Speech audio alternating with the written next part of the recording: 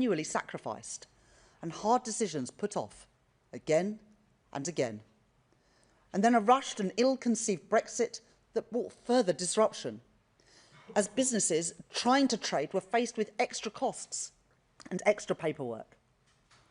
All this meant that when the pandemic arrived, our country was underprepared, our public services weakened and our economy fragile.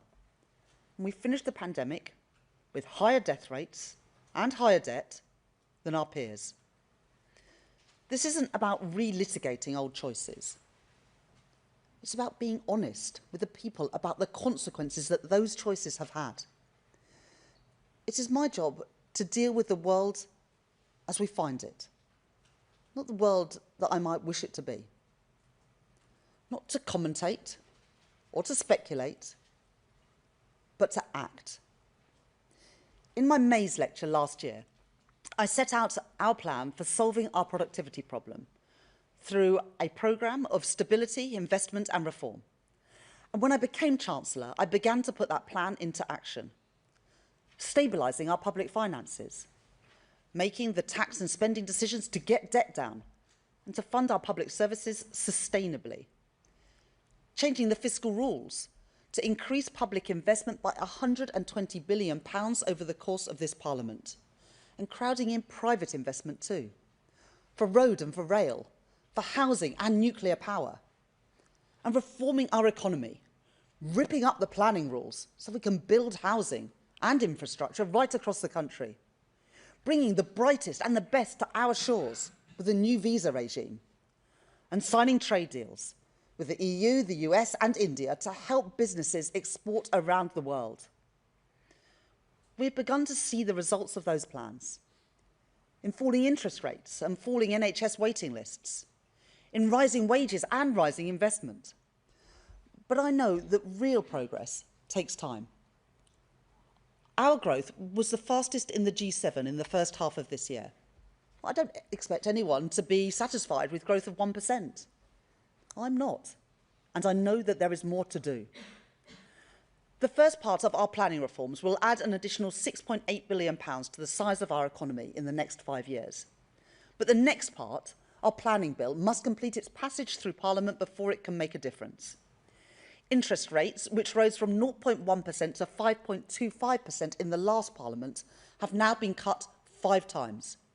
But at 4%, they are still a constraint on business borrowing and a burden on family finances. Inflation is already much lower than the double digits seen under the previous government.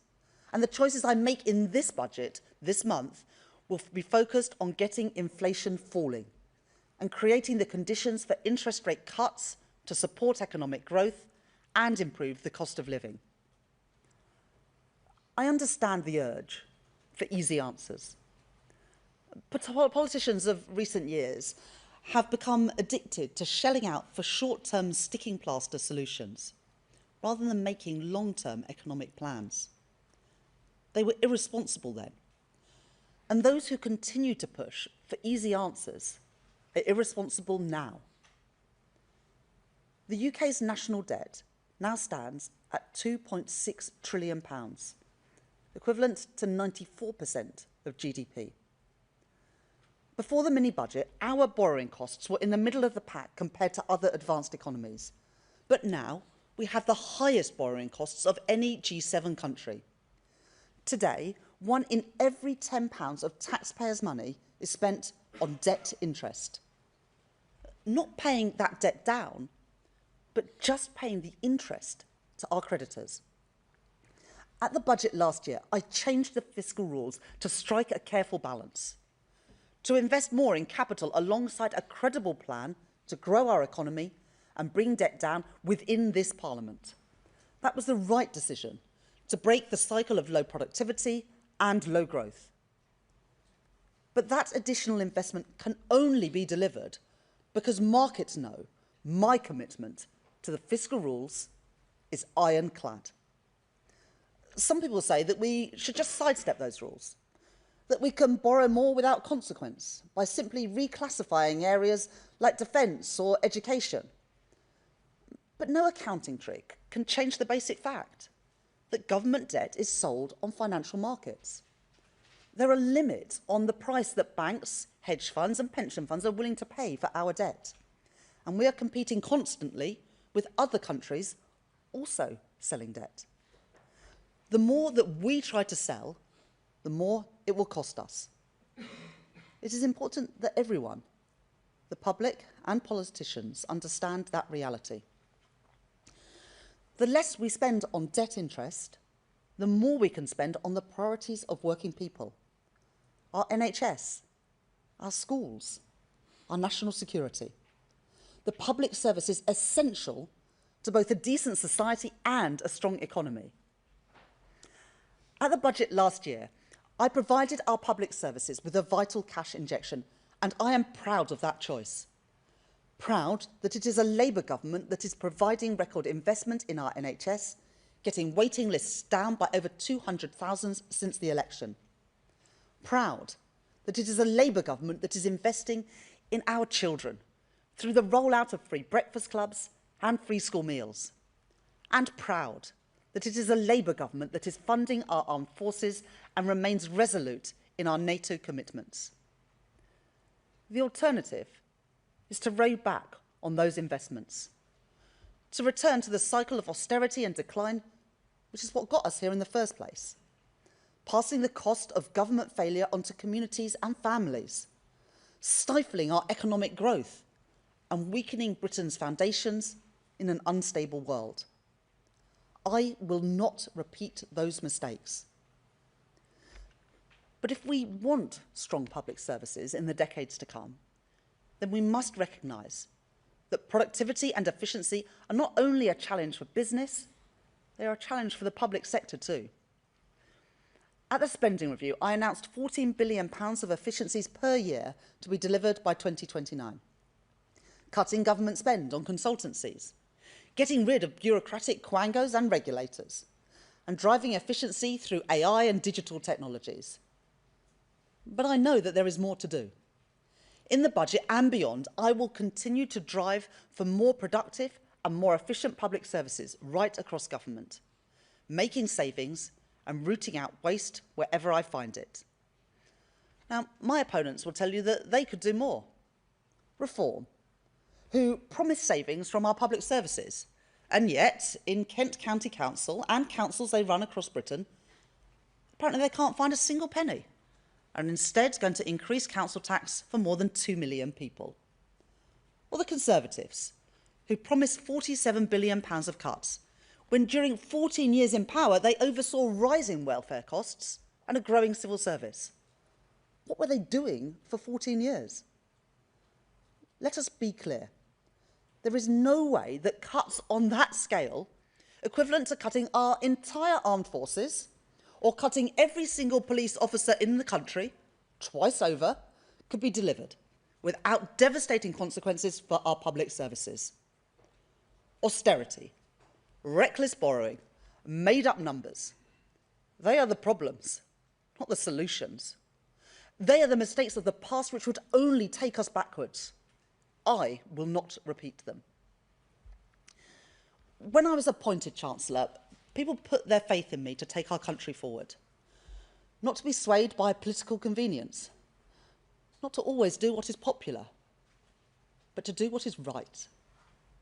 At the budget, I will continue to deliver on the priorities of the British people, cutting NHS waiting lists, cutting the national debt, and cutting the cost of living. And in the context of the long-term challenges on our productivity and heightened global uncertainty, any Chancellor of any party would be standing here today facing the choices that I face. The difference is in the priorities and the values that will guide those choices. Mine will be a budget for growth, with fairness at its heart, and a budget that supports businesses to create jobs and to innovate. As I take my decisions on both tax and spend, I will do what is necessary to protect families from high inflation and interest rates, to protect our public services from a return to austerity, and to ensure that the economy that we hand down to future generations is secure, with debt under control. If we are to build the future of Britain together, we will all have to contribute to that effort. Each of us must do our bit for the security of our country and the brightness of its future. There is a reward for getting these decisions right. To build more resilient public finances with the headroom to withstand global turbulence. Giving business the confidence to invest and leaving government freer to act when the situation calls for it. To continue to invest in our infrastructure and our industry to build a stronger economy. And to get the cost of borrowing down, spending less on debt interest and more on schools and on our health service. The Office of Budget Responsibility will make their forecasts at the end of this month. But let's be clear about what forecasts are. They're not visions of the future. They're a look in the rearview mirror. The OBR rightly make their predictions based on the data that has gone before. But I do not believe that our past has to determine our future, or that a stuttering economy, poor productivity and falling living standards is somehow Britain's destiny. A brighter future is within our grasp. We were elected to break with the cycle of decline, and this government is determined to see that through. So we will go further and faster on planning, on the industrial strategy, on reforming regulation, all to deliver growth throughout our economy in all parts of our country. We will bear down on waiting lists, on the cost of living, and on the national debt, which compound these challenges. And when that requires hard choices, we will act, guided by the interests of working people. We were elected on a commitment to put country before party, the national interest before political calculation. And whatever challenges come our way, whatever challenges come my way, we will not be swayed from that. At the budget this year, I will continue to build the strong foundations to secure Britain's future, for a fairer Britain, a more prosperous Britain, a Britain with an economy that works for everyone. Thank you very much. I'll now take questions from people. Start with Beth Rigby from Sky News. Thank you. Chancellor, you made history in your last budget when you increased taxes by £40 billion in the biggest tax-raising budget in over a generation. You said at the time it was a once-in-a-parliament tax-raising budget, and you told me explicitly Labour would stick to our manifesto commitment not to increase taxes that working people pay. Today, do you still stand by both those promises? And if you can't or if you won't, aren't you making a mockery of the voters that put their trust in you at the general election? Thank you. Thank you very much, Beth. I will set out the individual policies at the budget on the 26th of November. That's not what today is about. Today is about setting the context for that budget. And your viewers can see the challenges that we face, but the challenges that are on a global nature. And they can also see the challenges in the long-term performance of our economy. And the Office of Budget Responsibility will set all that out. They've done the review of the supply side of the economy. That looks at the past, but they use the past to predict the future. And as Chancellor, I have to face the world as it is, not the world that I want it to be. And when challenges come our way, the only question is how to respond to them, not whether to respond or not. And as I respond at the budget on the 26th of November, my focus will be on getting NHS waiting lists down, getting the cost of living down, and also getting the national debt down. Robert Peston from ITV News. Chancellor, good to see you. You've just made the case, in effect, for raising taxes by tens of billions of pounds. The HMRC stats don't lie. If you do that, you will have to put up taxes for millions of people, including those you call working people, won't you? Well, today is not about individual choices. They will be set out in the usual way in the budget. But what I want people to understand as we go into that budget is the circumstances which we face, and that is circumstances of great opportunities for our country, for the reasons that I set out, but also big challenges. And as Chancellor, I could do what previous governments have done, which is to sweep those challenges under the carpet, to cut capital spending, to make the numbers add up. But then we'd be back here in a year or in 5 years' time with productivity still on its knees, growth underperforming compared with our peers, and the national debt continued to rise. So I'm being honest with people that at the election, I said that we would put the national interest first. People can see that things are changing, that the global circumstances are challenging, and I hope they will see at the budget on the 26th of November that the focus on getting the debt down, getting NHS waiting lists down, and getting the cost of living down, which continues to be people's #1 concern, are the priorities that I will be focusing on. Neil MacDonald from Channel 4 News. Hello, Chancellor. Concerns about the OBR's assessment of productivity have been around for years and years and years. You must surely have known this problem was lurking out there. Does that mean that you should have been clearer with people at the time of the election that you might have to put up taxes to deal with that problem? Well, we did increase taxes last year at the budget to fill the £22 billion black hole in the public finances. Chancellor, of course, has to use the independent forecasts of the Office of Budget Responsibility, and we used those last year at the budget, at the spring statement, and at the spending review. But of course, it is their right to change those forecasts. But the most important thing is that we use those forecasts to underpin a budget or a spending review. And in fact, when a Chancellor decides not to do that, you go the way that Liz Truss and Kwasi Kwarteng did, where they wouldn't even allow the OBR to do a forecast. I have respect for independent economic institutions, whether that is an independent Bank of England or an independent Office of Budget Responsibility, and that's why I use their forecasts in the way that we should.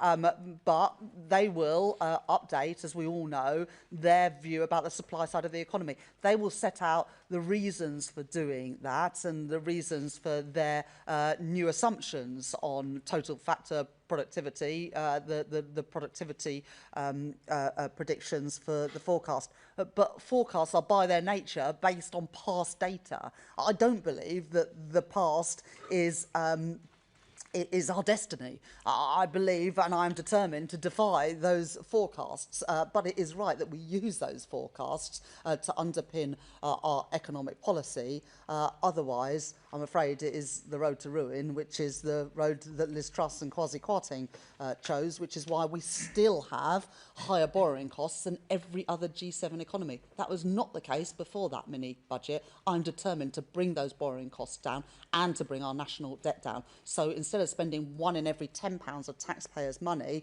on servicing our national debt, we can put that money to good use in our public services. Chris Mason from BBC News.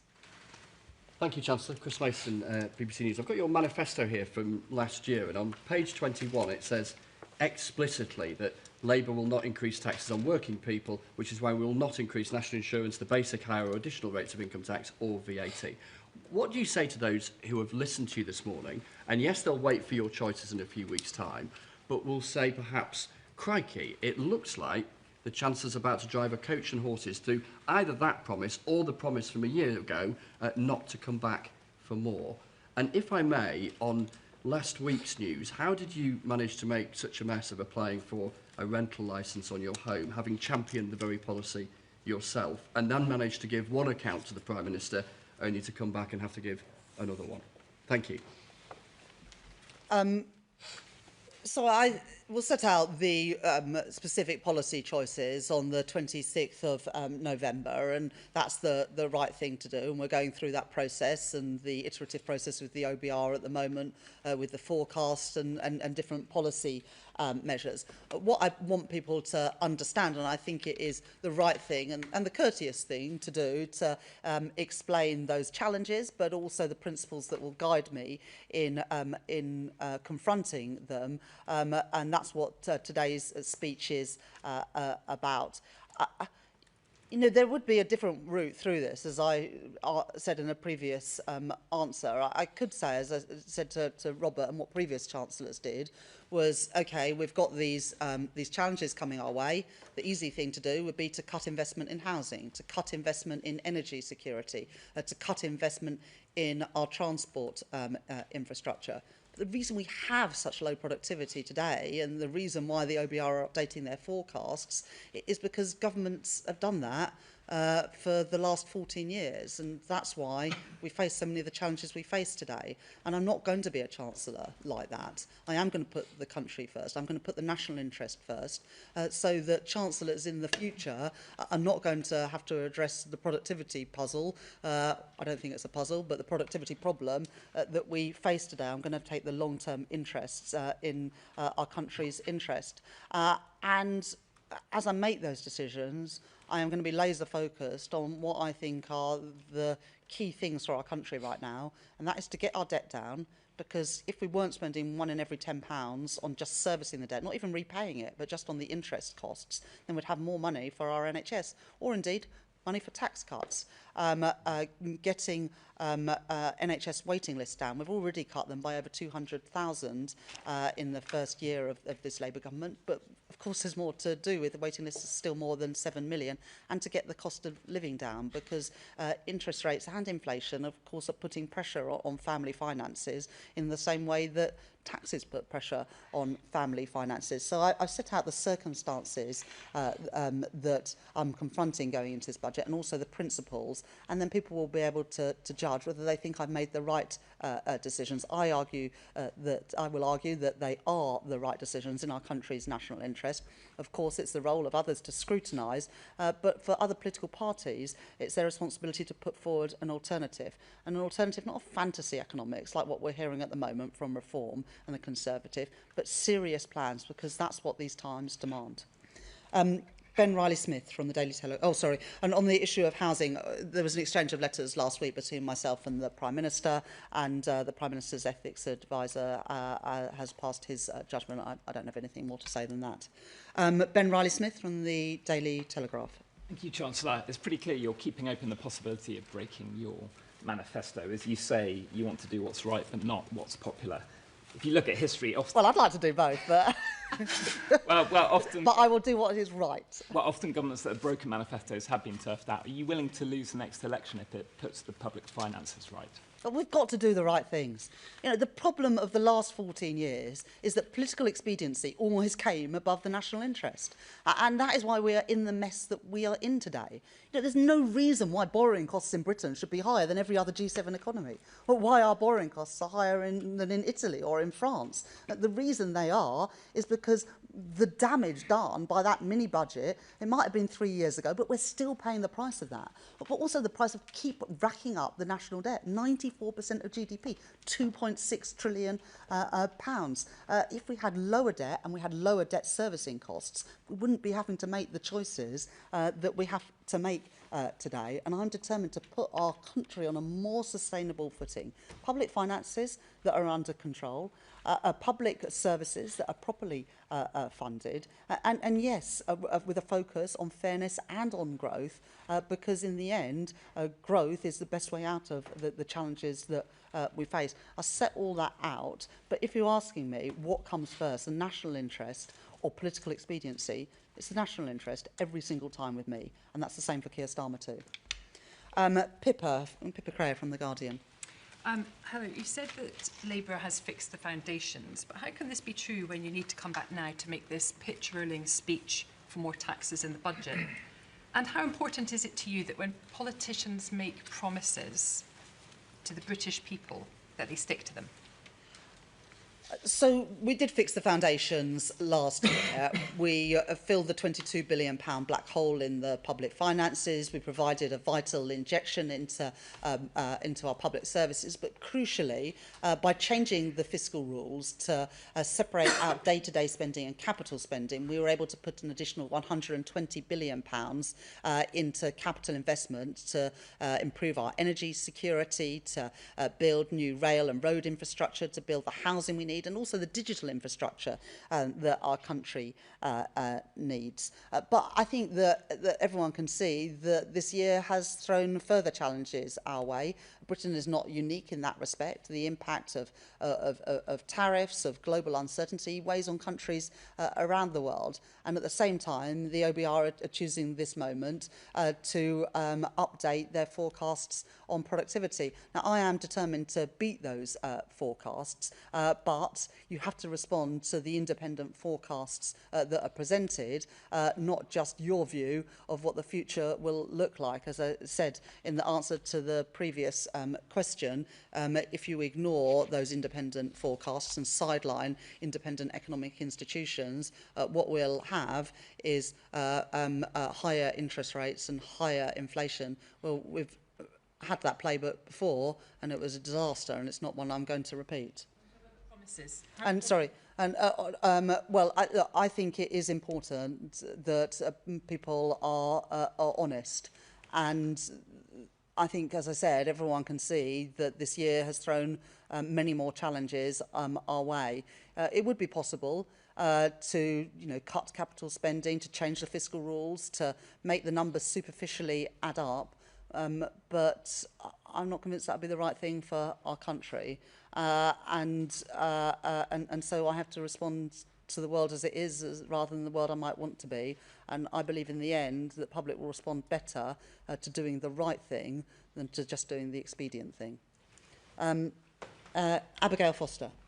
How can you bring about hope to the young generation who can't get jobs, can't get houses, and are seriously worried about the upcoming budget? Yeah, well, I think it's a good challenge. On housing, we are determined in this Parliament to build 1.5 million new homes, with a good chunk of those social and affordable housing, because home ownership went backwards over the last few years, and I want more young people and more families to be able to get on the housing ladder and realise that dream of home ownership. But there's another sort of deep problem, which is that 1 in 8 young people are not in education, employment or training, and that's why we're introducing a youth guarantee to ensure that all young people have those opportunities that perhaps we took for granted, but for too many people today is not the reality. So I recognise that young people, through the pandemic, through the cost of living challenges, have borne a particularly hard burden, and that's why we're putting more money into FE, into apprenticeships, and through this youth guarantee, as well as the house building programme, which I hope will enable more young people to buy a home of their own. Cameron Smith. Morning. If taxes are to rise in the budget, how can you assure that this money will be well spent and that taxes may come back down if the economy recovers? Yeah, no, exactly. And we already, in the spending review, announced £14 billion of efficiencies in public services, cutting consultancies, reducing the number of quangos and regulators, reducing the size of the civil service, using technology much better in the delivery of public services, which, to be honest, has been pretty woeful, what we inherited.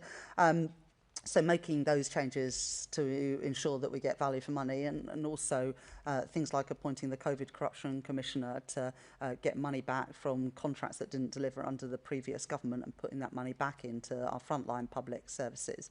And the point you make about what we might be able to do in the future, the whole point of the decisions that I plan to make in the budget on the 26th of November is to make decisions in the future easier than the decisions that confront us today. By getting a grip of the national debt, for example, will open up opportunities either to put money into public services or to get taxes down in the future. The reason those opportunities don't present themselves now is that borrowing costs are too high and the national debt is too high. Those are issues that we inherited from the previous government, and they're ones that I plan to address in the budget later this month. Lewis Dennison from ITV Digital. Now then, Chancellor, there's, as you've mentioned a couple of times, there's 1 million young people out of work or education, and you want to cut the welfare bill. Nigel Farage has said anxiety shouldn't be an eligible condition for claiming benefits. Do you think anxiety should be an eligible condition for claiming benefits? Well, I think that it's in the end up to health practitioners to decide and to make those decisions. We do know that there are many young people who are struggling with mental health, particularly since the pandemic. And if we go back and remember the burden and the toll that the pandemic put on young people who, during what should be those years where they develop those friendships and those bonds and social skills, they were trapped in their home on Zoom. And I think that we should all recognise the huge toll that the pandemic put on them more than anyone else in society. But that's why I believe we need to give more opportunities to young people. And young people with mental health issues, including anxiety, are often much better served if they are in work and given the support to get back into work, rather than just being left on out of work and sickness benefits, which is a waste of their potential and not a good use of taxpayers' money. And that's why the youth guarantee is going to be really crucial for us to reduce that problem of 1 million young people not in education, employment or training. It is not acceptable that 1 in 8 young people are in that position today. And I'll be setting out more details. I already announced the youth guarantee at our Labour Party conference, and be setting out more details in the budget. I'll take a couple more questions. Ryan Saby. Chancellor, you've said the budget will be led by the people's priorities, one of which is improving the cost of living. Can you do anything to make a material difference? As families know that food prices go up, financial pressure on households, or will this just be tinkering around the edges? I think the two biggest things that weigh on people's mind when they think about the cost of living are food prices and energy prices.